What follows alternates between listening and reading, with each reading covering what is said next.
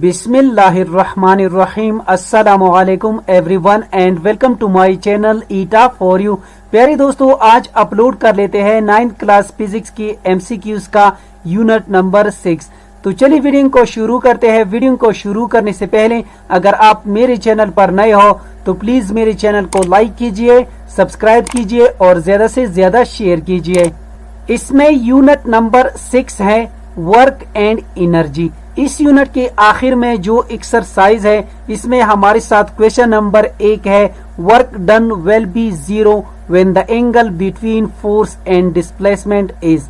इस सवाल में कहते हैं कि फोर्स और डिस्प्लेसमेंट के दरमियान कितना एंगल होना चाहिए जिसकी वजह से वर्क डन जीरो होता है।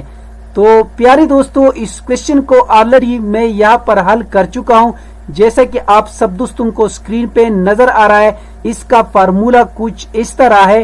According to the formula work बराबर है फोर्स जरबी डिस्प्लेसमेंट कास थीटा। यहाँ पर अगर हमारे साथ थीटा 90 डिग्री का हो तो यहाँ पर कास थीटा यानी थीटा की जगह आ जाएगा 90 डिग्री। तो ये कुछ इस तरह बन जाएगा, work is equal to force जरबी डिस्प्लेसमेंट जरबी कास 90 डिग्री। तो यहाँ पर कास 90 डिग्री ये हमारे साथ जीरो के बराबर है।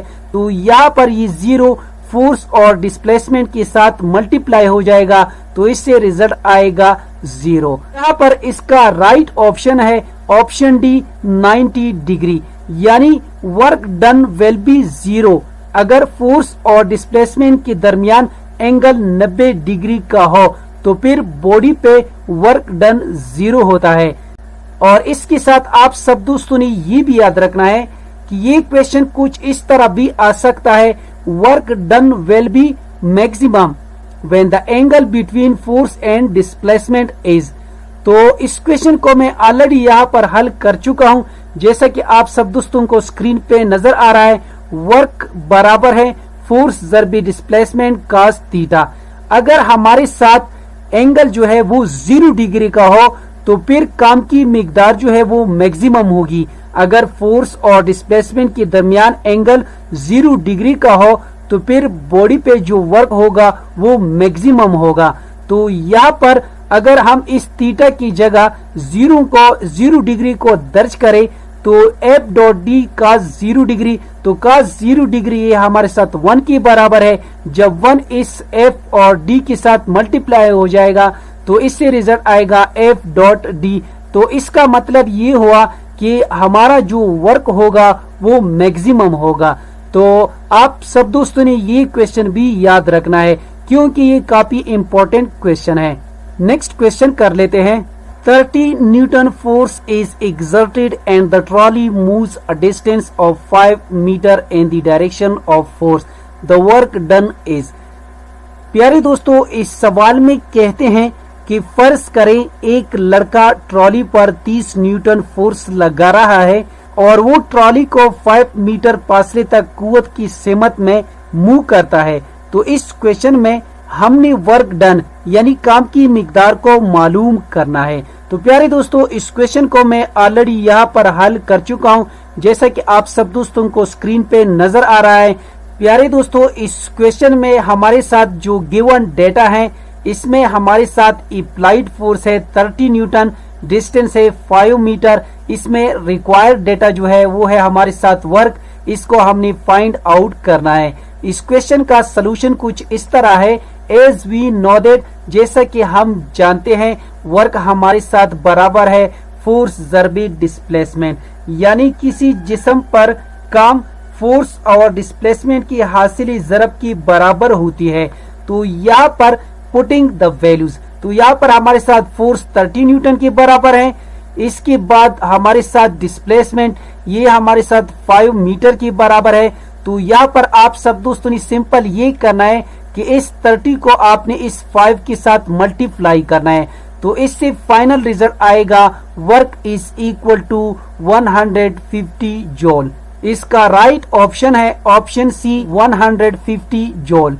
नेक्स्ट क्वेश्चन कर लेते हैं। If the speed of a car decreases by half the kinetic energy change by factor. इस सवाल में कहते हैं कि अगर एक कार की स्पीड जो है वो डिक्रीज करते करते हाफ हो जाए तो काइनेटिक एनर्जी में क्या तब्दीली आएगी। तो इस क्वेश्चन को मैं ऑलरेडी यहाँ पर हल कर चुका हूँ, जैसा कि आप सब दोस्तों को स्क्रीन पे नजर आ रहा है। यारे दोस्तों, इस क्वेश्चन का सलूशन कुछ इस तरह है। एज वी नो दैट, जैसा कि हम जानते हैं काइनेटिक एनर्जी का जो फार्मूला है वो हमारे साथ बराबर है kinetic energy is equal to half mv²। इसको हमने इक्वेशन ऐसे रिप्रेजेंट किया है। इस क्वेश्चन का जो गिवन कंडीशन है वो कुछ इस तरह है कि हमारे साथ एक कार है, उसकी स्पीड जो है वो डिक्रीज करते करते हाफ हो गई है। तो यहाँ पर इसको हम v प्राइम से रिप्रेजेंट करते हैं, यानी v prime is equal to half v। Now above equation A becomes, तो यहाँ पर ये इक्वेशन ए कुछ इस तरह बन जाएगा, यानी kinetic energy prime is equal to half mv²। तो यहाँ पर v प्राइम की जगह हम क्या करेंगे, हाफ v को पुट कर देंगे। तो यहाँ पर ये बन जाएगा mv²। तो यहाँ पर प्राइम स्क्वायर की जगह आ जाएगा हाफ v का होल स्क्वायर। तो यहाँ पर ये स्क्वायर जो है इस हाफ पे भी है, v पे भी है, तो इससे रिजल्ट आएगा 1/v²। क्योंकि ये स्क्वायर जो है हाफ पे भी है, v पे भी है, तो यहाँ पर इससे रिजल्ट आएगा 1/4v²। तो इसमें हम 1/4 को बाहर निकालेंगे तो ये बन जाएगा 1/2 मल्टीप्लाई बाई 1/4। यहाँ पर ये m इस v² के साथ मल्टीप्लाई हो जाएगा, तो इससे रिजल्ट आएगा mv²। तो ये क्वेश्चन कुछ इस तरह बन जाएगा 1/2 मल्टीप्लाई बाई 1/4 mv²।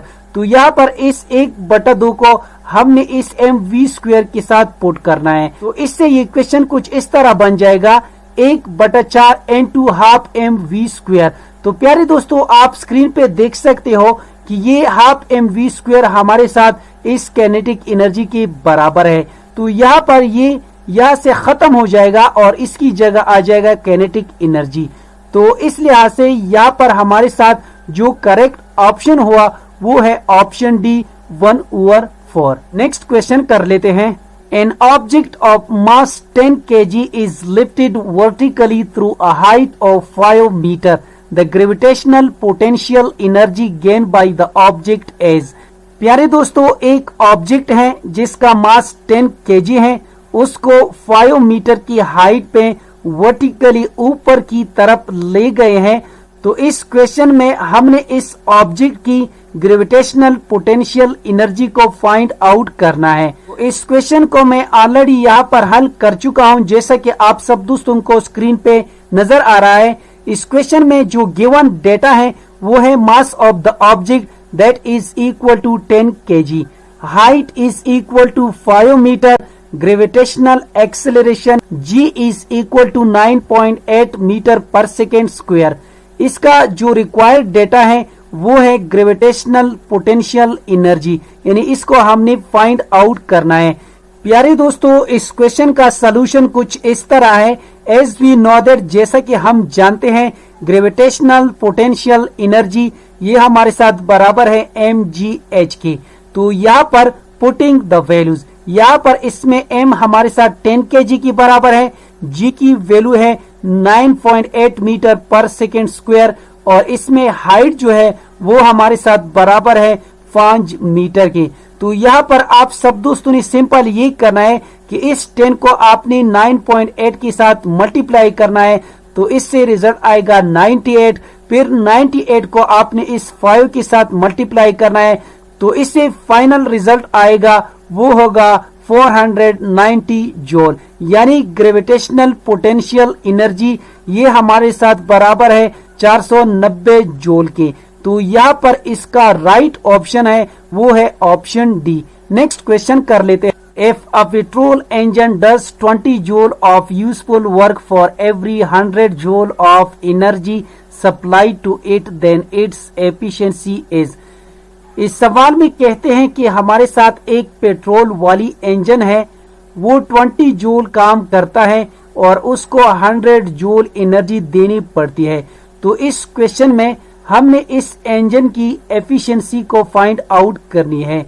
यानी इस इंजन की एफिशिएंसी कितनी होगी। इस क्वेश्चन को मैं ऑलरेडी यहाँ पर हल कर चुका हूँ, जैसा कि आप सब दोस्तों को स्क्रीन पे नजर आ रहा है।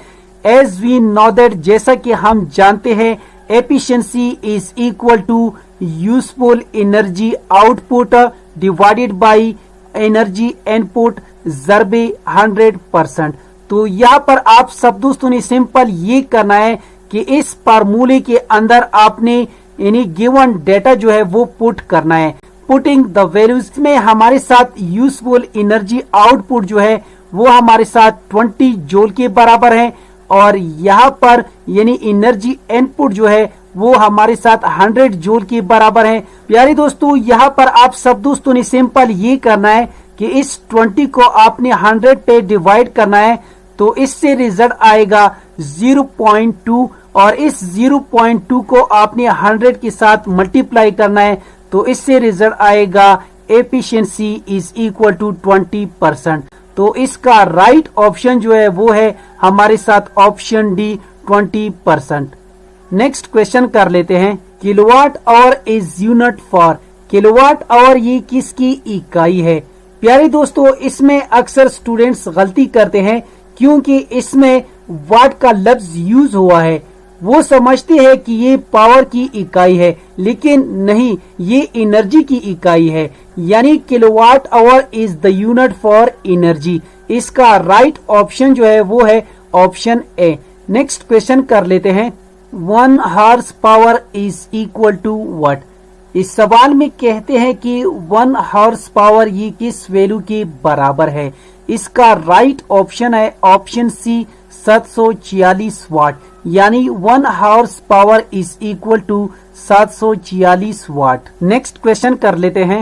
Hera weighing 500 newton takes 90 second to reach the top of a hill 18 metre high. Her average muscle power is. इस सवाल में कहते हैं कि हिरा का वजन 500 न्यूटन है और वो 18 मीटर ऊंची पहाड़ की टॉप तक पहुंचने में 90 सेकंड लेती है। उसकी पावर मालूम करें। तो इस क्वेश्चन को मैं ऑलरेडी यहाँ पर हल कर चुका हूं, जैसा कि आप सब दोस्तों को स्क्रीन पे नजर आ रहा है। गिवन डेटा वेट ऑफ हिरा ये हमारे साथ बराबर है 500 न्यूटन की। हाइट है, माउंटेन की जो हाइट है वो हमारे साथ बराबर है 18 मीटर की, और यहाँ पर टाइम जो है हमारे साथ 90 सेकंड्स है। तो इस क्वेश्चन में जो रिक्वायर्ड डेटा है वो है हमारे साथ पावर, यानी इसको हमने फाइंड आउट करना है। इस क्वेश्चन का सलूशन कुछ इस तरह है। एज वी नो दैट, जैसा कि हम जानते हैं, हमारे साथ पावर का फॉर्मूला है E/T or W divided by T, यानी the time rate of doing work is called power. तो यहाँ पर पावर हमारे साथ बराबर है E/T। तो यहाँ पर ये एनर्जी जो है, यानी यहाँ पर वर्क डन जो हुआ है वो हमारे साथ पोटेंशियल एनर्जी के बराबर है, और पोटेंशियल एनर्जी हमारे साथ बराबर है mgh। अगर इस क्वेश्चन के अंदर गौर से देखा जाए तो इसमें हमारे साथ mg जो है ये हमारे साथ वेट को रिप्रेजेंट करता है, तो ये हमारे साथ बराबर है 500 न्यूटन के। तो यहाँ पर इस क्वेश्चन में हमने 500 न्यूटन को और h यानी हाइट को पुट करना है। तो यहाँ पर putting the value and equation B. तो यहाँ पर यानी work is equal to energy, energy is equal to 500 ज़रबे 18 यहाँ पर हमारे साथ हाइट को रिप्रेजेंट करता है, यानी ये हमारे साथ हाइट की वैल्यू है। जब इस 500 को हम 18 के साथ मल्टीप्लाई करते हैं तो इससे रिजल्ट आएगा 9000 जूल। यानी यहाँ पर जो वर्क डन है हमारे साथ वो है 90,000 जूल का। तो यहाँ पर आपने बस सिंपल ये करना है कि इस तमाम वैल्यू को आपने इस इक्वेशन ए में पुट करना है। तो ये कुछ इस तरह बन जाएगा, power is equal to 90,000 joule divided by 90 second, क्योंकि यहाँ पर टाइम हमारे साथ बराबर है 90 सेकंड के। तो यहाँ पर ये 0 इस 0 के साथ खत्म हो जाएगा और 9 के साथ खत्म हो जाएगा। तो यहाँ पर हमारे साथ जो फाइनल रिजल्ट आएगा वो होगा 100 वाट। तो यहाँ पर उसकी पावर जो है वो हमारे साथ है 100 वाट। तो यहाँ पर इसका राइट ऑप्शन है वो है ऑप्शन बी। नेक्स्ट क्वेश्चन कर लेते हैं। A machine is able to lift 200 Newton of concrete slab vertically up to a height of 30 meter above the ground in 50 seconds. The average power of the machine is। इस सवाल में कहते हैं कि एक मशीन है जो कंक्रीट की स्लैब को यानी 30 मीटर की हाइट पे 50 सेकंड्स में ली जाती है। तो इस क्वेश्चन में हमने इस मशीन का एवरेज पावर फाइंड आउट करना है। इस क्वेश्चन को मैं ऑलरेडी यहाँ पर हल कर चुका हूँ, जैसा कि आप सब दोस्तों को स्क्रीन पे नजर आ रहा है। इस क्वेश्चन में जो गिवन डेटा है हमारे साथ, इसमें वेट हमारे साथ बराबर है 200 न्यूटन की, हाइट है हमारे साथ 30 मीटर, टाइम है हमारे साथ 50 सेकंड्स और इसका जो रिक्वायर्ड डेटा है वो है हमारे साथ पावर। इसको हमने फाइंड आउट करना है। इस क्वेश्चन का सलूशन कुछ इस तरह है। एज वी नो दैट, जैसा कि हम जानते हैं, power is equal to E by T, यानी the time rate of doing work is known as power. तो यहाँ पर इसको हमने इक्वेशन ऐसे रिप्रेजेंट किया है। तो यहाँ पर ये वर्क डन जो होता है ये ग्रेविटेशनल पोटेंशियल एनर्जी की फॉर्म में है। तो यहाँ पर ग्रेविटेशनल पोटेंशियल एनर्जी ये हमारे साथ mgh के बराबर है। तो यहाँ पर अगर गौर से देखा जाए, इसमें हमारे साथ mg जो है ये वेट को रिप्रेजेंट करता है और वेट है हमारे साथ 200 न्यूटन की। तो यहाँ पर वेट हमारे साथ 200 न्यूटन के बराबर है। यहाँ पर आप सब दोस्तों ने सिंपल ये करना है कि इस mg की जगह हमारे साथ 200 न्यूटन आ जाएगा, जैसा कि मैं ऑलरेडी यहाँ पर इसको लिख चुका हूँ। इसके बाद h जो है इसके साथ मल्टीप्लिकेशन में है। तो यहाँ पर हाइट हमारे साथ है 30 मीटर। तो ये 30 इस 200 के साथ मल्टीप्लाई हो जाएगा। तो इससे रिजल्ट आएगा 6000 जूल।